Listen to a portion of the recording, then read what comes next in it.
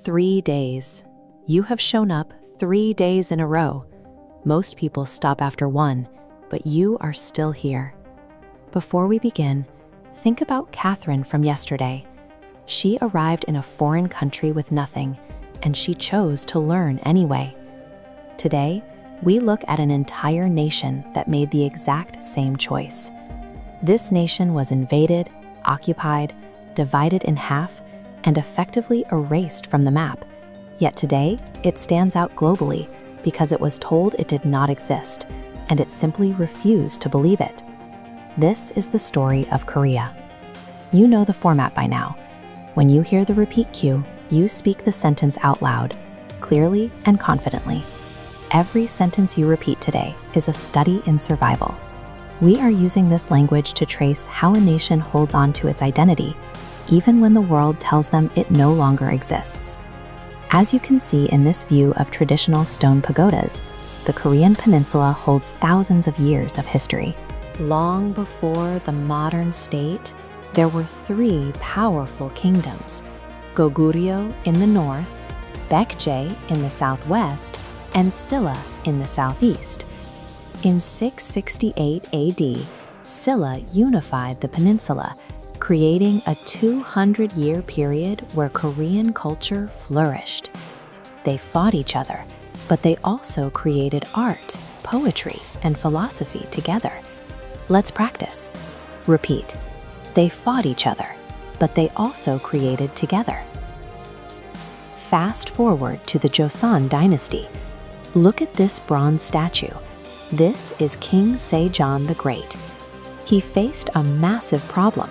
The written language was based on complex Chinese characters. Only wealthy scholars had the time to learn them, which meant the vast majority of common people could not read or write. His solution was the creation of Hangul. King Sejong built a writing system so logical and elegant that a farmer, a merchant, or a child could learn it in a single afternoon. He looked at his people and decided everyone deserved to communicate. Let's practice that. He wanted every person to be able to read. He built a writing system you could learn in a single day. By giving a farmer the same tools as a scholar, Sejong removed the barrier between the powerful and the poor. He treated the ability to be heard as a basic necessity of life. But the 20th century brought a dark chapter. In 1910, Japan formally annexed and colonized Korea. For 35 years, the colonial government worked to methodically erase Korean identity. They banned the Korean language in schools, replaced Korean names with Japanese ones, and removed Korean history from the textbooks. They tried to make Korea disappear. But the people kept their identity alive in underground schools and whispered conversations. Practice this with me, matching the rhythm. In silence, in secret, in small acts of daily courage. This photograph captures the bittersweet reality of 1945. World War II ended, and Korea was finally free. But that freedom was immediately followed by a new problem.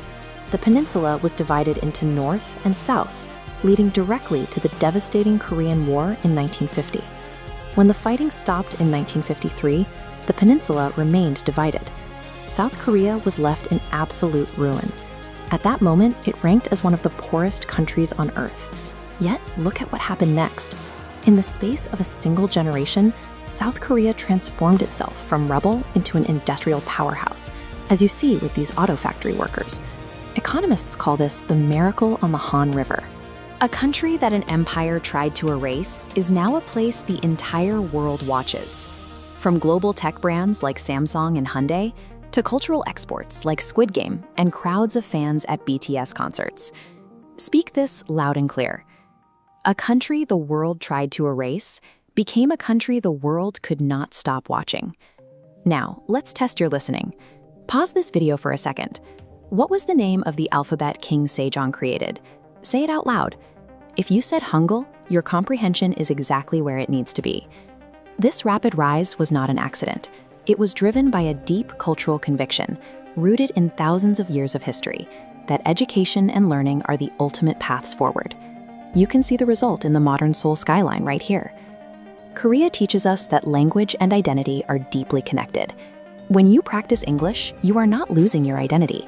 You are expanding it. You are adding a new tool to connect with the world. Let's lock this in with our final practice. Repeat after me at full speed. I carry my identity with me, always. Learning a new language does not erase who I am. It expands who I am. I keep going, even in difficult conditions. Small acts of daily practice add up to something great. I am building something, one day at a time. The world underestimated Korea. The world may underestimate me. That is fine. I know what I am capable of. Education is the path forward. I choose it every day. I am not defined by where I started. I am defined by how I keep going. Day 3 done. I am still here. I am still moving. Good. Now take a breath. Manage your vocal fatigue. We are doing it one more time. Very slowly. Let each sentence settle. I carry my identity with me, always. Learning a new language does not erase who I am. It expands who I am. I keep going, even in difficult conditions. Small acts of daily practice add up to something great. I am building something, one day at a time. The world underestimated Korea. The world may underestimate me. That is fine. I know what I am capable of. Education is the path forward. I choose it every day. I am not defined by where I started. I am defined by how I keep going. Day 3 done. I am still here. I am still moving. Let's review 5 important words from today's story. Peninsula. A piece of land surrounded by water on 3 sides. Korea is a peninsula. Flourish. To grow strongly and successfully. Annex. To take control of a country by force. Occupied. When a foreign military controls a nation. And transform. To change completely. South Korea transformed itself in 1 generation. Head down to the comments right now and write Day 3 done. Then tell me, which part of Korea's history hit you the hardest? The secret schools? Or King Sejong? The miracle on the Han River? Tomorrow is Day 4, and we travel to Japan. We will look at what happened after 1945 and how a country starting with absolutely nothing rebuilt itself into the 2nd largest economy in the world in just 20 years. Every story we have covered this week carries the exact same lesson underneath.